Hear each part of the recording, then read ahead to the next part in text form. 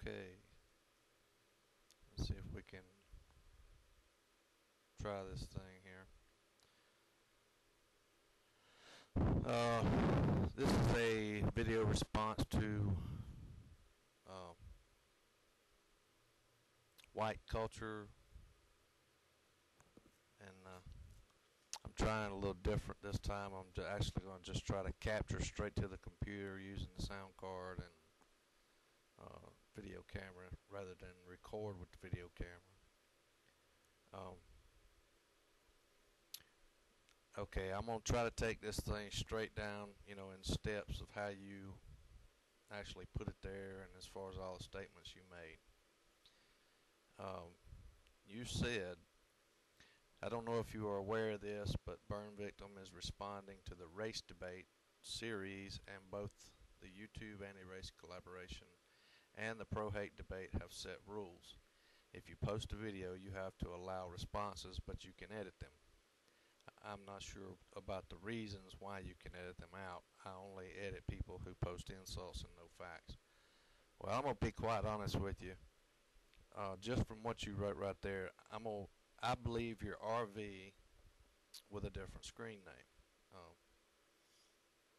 So I'm going to address it. It doesn't matter. It doesn't matter who you are. I would, however, appreciate the next video response if you just go live rather than using Windows Movie Maker to make your point. Okay, first of all, I want to answer the statement you made about the debate and its rules. The Change of Heart video was not a response to any video, so therefore it wasn't a part of the debate thread line. And I myself have watched most of that debate, and I'm aware of the rules, and it seems to me that RV, or you, or if you are RV, made it quite clear that more than once he would delete comments. And to be honest with you, I think Whitark seems to be kicking your butt in that debate. See if you notice how well-mannered they are as compared to the loose cannon mannerisms of RV. Anyway, back to on the who makes the rules matter. I posted mine as a response to Burn Victim's Change of Heart. Now, he has the power to remove that video as a response. However, that's the extent on it. He has no control over what gets posted back to mine. I'm not part of that debate, and their rules don't apply to me. Here, I decide what gets posted or not. And quite frankly, if you think it's okay for RV to choose to allow or not responses or comments, then I don't see why you're questioning my reasoning for being able to approve comments. As I said before, I won't allow racists to hijack this video. My intention for this video was to inform people about what took place inside the concentration camps in general. My intentions didn't include opening this video up for debate by racists. With that said, I must say to you or anyone else that denies the Holocaust happened, the burden of proof is on you. The Holocaust is an accepted fact by the majority of the world, and with all the evidence on film and testimony, you have the burden of proof. You're the one that has the burden to prove all of this is false. Those of us that believe the truth don't have to prove anything at all. Okay. Now, you made the statement, no video of gas chambers. The one filmed in Dachau was never used as a gas chamber, and there's even a sign inside that says that today. Warped railroad ties that proved Treblinka and Belchik couldn't have worked for 200,000, and I corrected that for you. 200,000 bodies, less than 300,000 bodies, represented by this video, and these are, to quote the video, the largest camps. Only thing this video shows is devastation caused by the loss of resources when Allies advanced. No mention of Jews either. That was your statement, read straight from the way you typed it. Okay, here's my response. You say the video specifies that the ones visited are the largest camp. That's untrue. The video shows a map of several camps. listed as the largest camps, and the following camps visited only represent a portion of some of those camps. Then that's the statement they made. You're trying to mislead by saying these camps in this film are the largest, and of course everyone that has common sense knows that's untrue. I mean, you got Auschwitz, Treblinka, and Belchik, etc. And I'd like to say that Auschwitz, Treblinka, and Belchik, they aren't even mentioned in this film. So any reference you make to those camps is irrelevant. As far as the railroad ties, do you think those were the only ones ever created? I mean, that's an absurd speculation. I'm going to go down each camp. Leipzig, over 200 burned to death, and others of the total of 350 prisoners were gunned down by guards. The few that survived told the story of what happened there. Excuse me. Anyone else can't say what did or didn't happen there. They weren't witnesses. The survivors, however, told how the Gestapo lured over 200 people into a wooden building, then sprayed it with a flammable liquid and set it ablaze. Machine guns set up at many points mowed down anyone trying to escape the building, and anyone that managed to escape the bullets were electrocuted by the electrified fence surrounding the camp. Now that's just the one camp. The only thing I think worth mentioning at Penig is that it contained mainly Hungarians, and they were of notoriety, so mostly political type prisoners. And of course, Ohrdruf. You brought up Ohrdruf. I got a couple of points I want to make on that. The woodshed. Okay. Notice how the townspeople coming out of the woodshed are displaying a look of horror when they are exiting. Some covering their noses, some holding their faces and gasp. One guy even clapped his hands and shook his head as if to say, "That's horrible." And of course they all denied knowledge of what had taken place there. The narrator, now this is going to debunk one of your statements, right? Okay. The narrator said 4,000 victims included Russians, Poles, Czechs, Belgians, Frenchmen, German, get this, German Jews, German political prisoners. Now you said this film made no mention of Jews. I say you need to watch it again.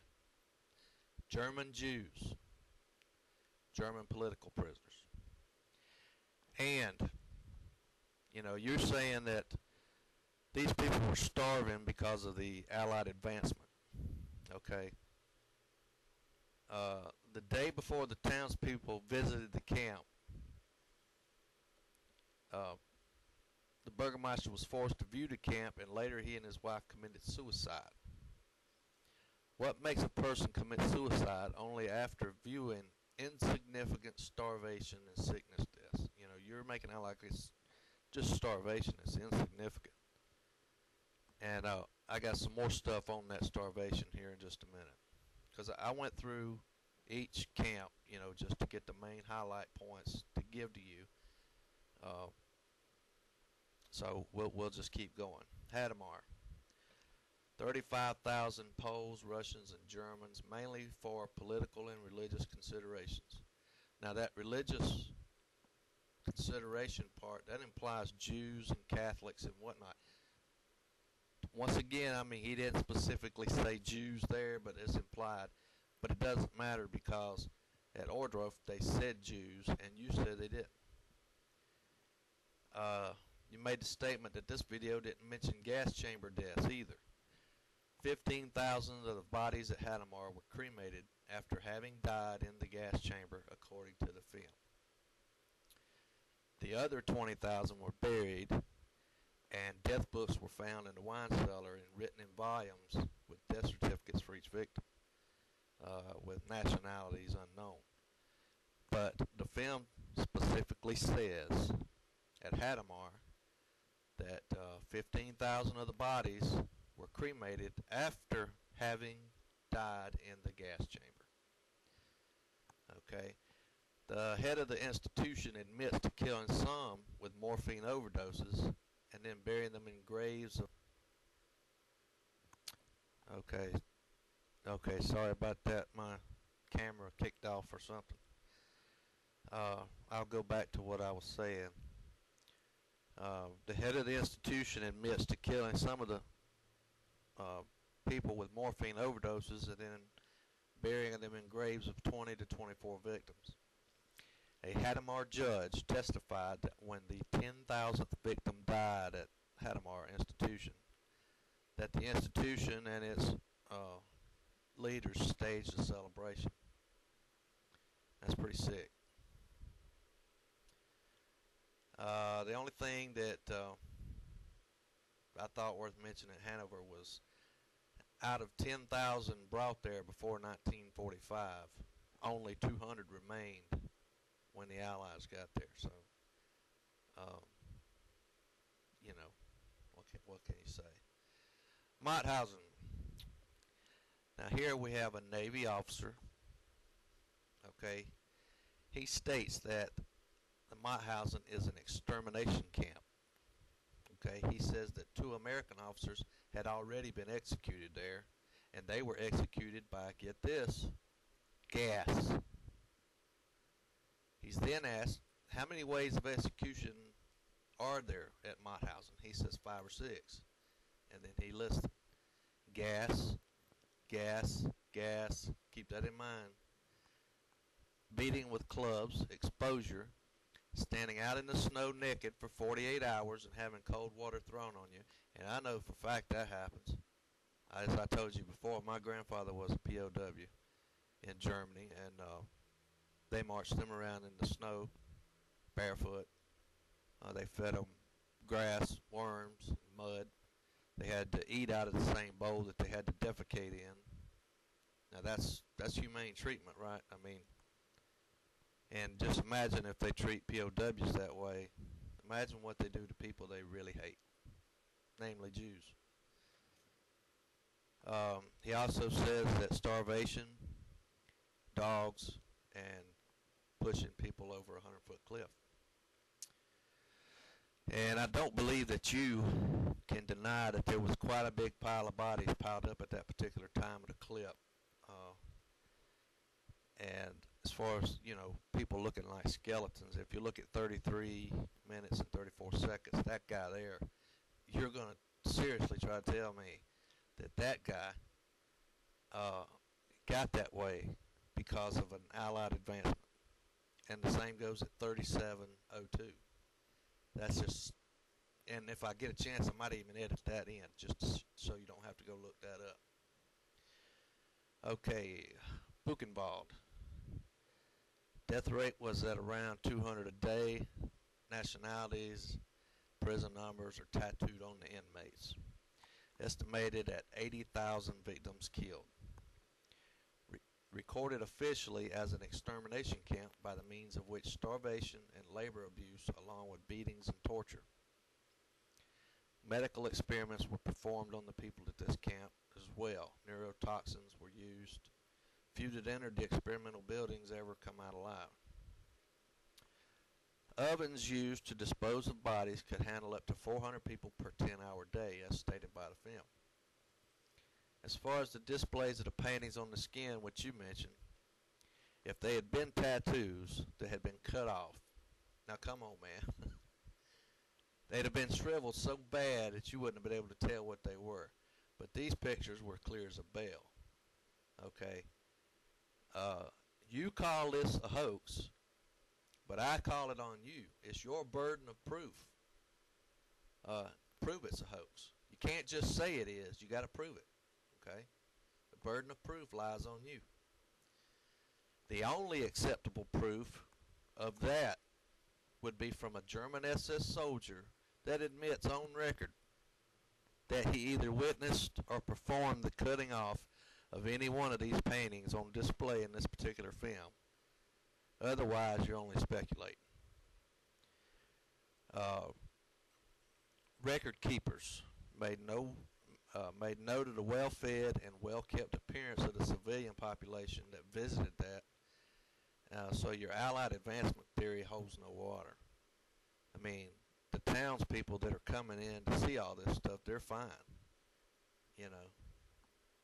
But all resources have been cut off, right? Okay, let's move on to Dachau. The bodies piled inside the building. I mean, come on, man, that's unbelievable. Look at that. There was more dead on the trains than there were alive. And I imagine they didn't have to exterminate very many here because they were already suffocating them on the trains. Once again, in this film, the townspeople look healthy, and yet they look horrified at what they see in this camp. Now, at Dachau, you claim that counterintelligence corps agents constructed the showers for show, and you even put your little clip up from Dachau on there showing that part. And then you put up some piece of paper that said disguised as a shower, never used as gas chamber. Okay, so what's your source? You know, give us some tangible evidence. A screenshot of some excuse me, unknown picture doesn't do it. What's the source for that? I mean, I can Photoshop something like that and have it up in 10 minutes. So I'm not buying that, you know, unless you list some type of source. Okay, let's move on to Belsen. Belsen. British officer states that they've buried up to 17,000 people and expect to bury about half that much again. So around 25,500 just since they arrived. And there's a female doctor there that they talked with, and this is dated April 24th, 1945. She says that they had to sleep directly on the ground. They were given 1/12 of a loaf of bread and some watery soup daily. Almost 75% of the people were bloated from hunger. Now, bloated, now keep that in mind. These skeleton people that you see on into the film there at the other camps that are way past the bloated stage, right? And you're claiming Allied advancement. Okay. Let me get back to where I was. 250 women and thousands of men died daily from typhus at this camp. Okay, and she says in the men's camp, they cut out liver, heart, and other parts of the dead and ate them. There was no medicine available because the SS collected everything. And 2 days before the British Army broke through, the Red Cross food was distributed. I guess they said, well, we've had it. You know, we're done. I guess we better start feeding these people, make it look like we're taking care of them. 150 kilos of chocolate. This is just a little fact she threw in there, but I guess, you know, in the 40s, chocolate was a big deal. I don't know. But 150 kilos of chocolate was sent in from the Red Cross, and only 10 kilos was distributed. She said the commandant kept the other 140 and used it for barter, which, you know, I believe. Medical experiments were performed, sterilization and other gynecological experiments performed on young girls. They found rotting corpses in the open fields outside where the SS had tried to cover it up, showing signs of beatings and murder. Okay. So, you also said something about the Germans that died in our death camps, and burning bodies wasn't a cover-up, and you know, I don't even know how to answer all that. I'm just not going to.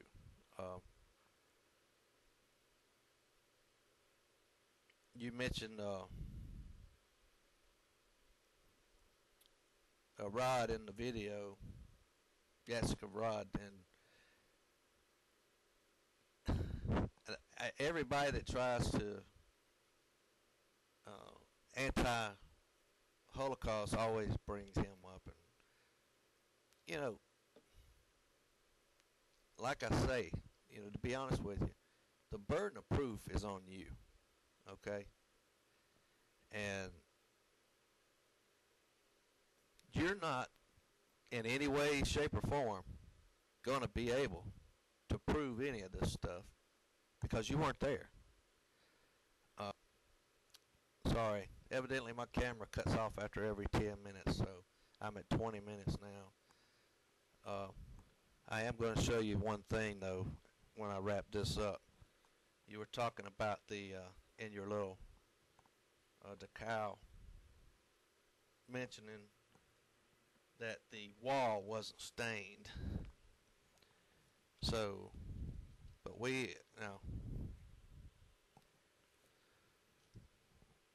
next thing you'll be trying to tell me that Auschwitz wasn't used.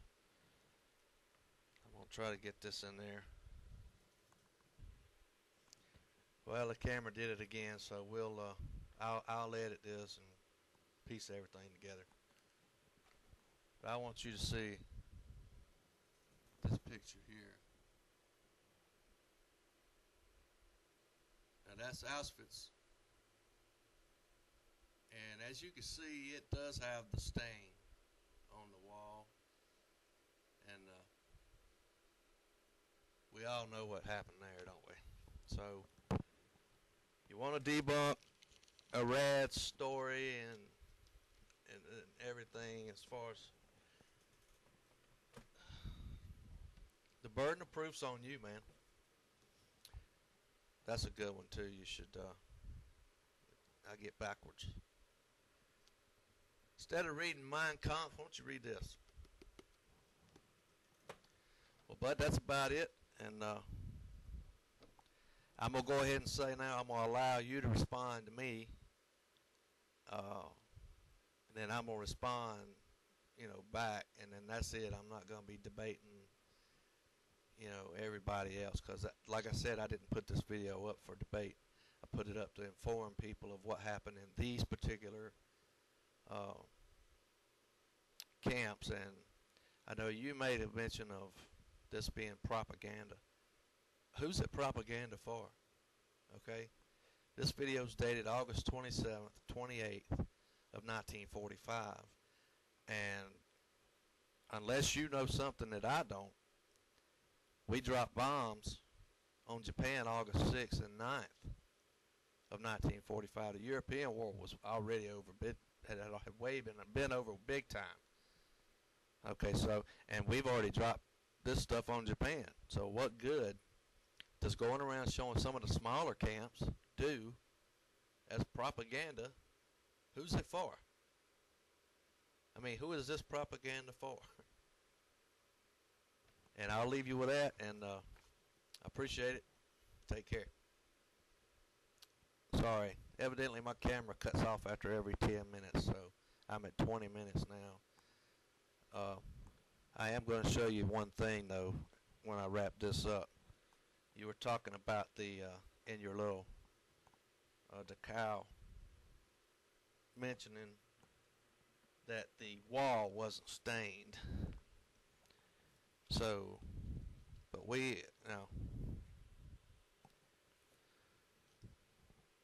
next thing you'll be trying to tell me that Auschwitz wasn't used. I'm gonna try to get this in there. Well, the camera did it again, so I'll edit this and piece everything together. But I want you to see this picture here. Now that's Auschwitz. And as you can see, it does have the stain on the wall. And we all know what happened there, don't we? So, you want to debunk a rad story and everything as far as the burden of proof's on you, man. That's a good one too. You should I get backwards. Instead of reading Mein Kampf, why don't you read this? Well, bud, that's about it. And I'm going to go ahead and say now I'm going to allow you to respond to me. And then I'm going to respond back, and then that's it. I'm not going to be debating, everybody else, because, like I said, I didn't put this video up for debate. I put it up to inform people of what happened in these particular camps, and I know you made a mention of this being propaganda. Who's it propaganda for? Okay? This video is dated August 27th, 28th of 1945, and unless you know something that I don't, we dropped bombs on Japan August 6th and 9th of 1945. The European war was already over, had way been over big time. Okay, so, and we've already dropped this stuff on Japan. So what good does going around showing some of the smaller camps do as propaganda? Who's it for? I mean, who is this propaganda for? And I'll leave you with that, and I appreciate it. Take care. Well, the camera did it again, so I'll edit this and piece everything together. But I want you to see this picture here. Now that's Auschwitz. And as you can see, it does have the stain on the wall. And we all know what happened there, don't we? So you want to debunk a rad story and everything as far as the burden of proof's on you, man. That's a good one too. You should I get backwards. Instead of reading Mein Kampf, why don't you read this? Well, bud, that's about it. And I'm going to go ahead and say now I'm going to allow you to respond to me. And then I'm going to respond, back. And then that's it. I'm not going to be debating, everybody else. Because, like I said, I didn't put this video up for debate. I put it up to inform people of what happened in these particular camps. And I know you made a mention of this being propaganda. Who's it propaganda for? Okay? This video is dated August 27th, 28th of 1945. And unless you know something that I don't, we dropped bombs on Japan August 6th and 9th of 1945. The European war was already over, had way been over big time. Okay, so, and we've already dropped this stuff on Japan. So what good does going around showing some of the smaller camps do as propaganda? Who's it for? I mean, who is this propaganda for? And I'll leave you with that, and I appreciate it. Take care.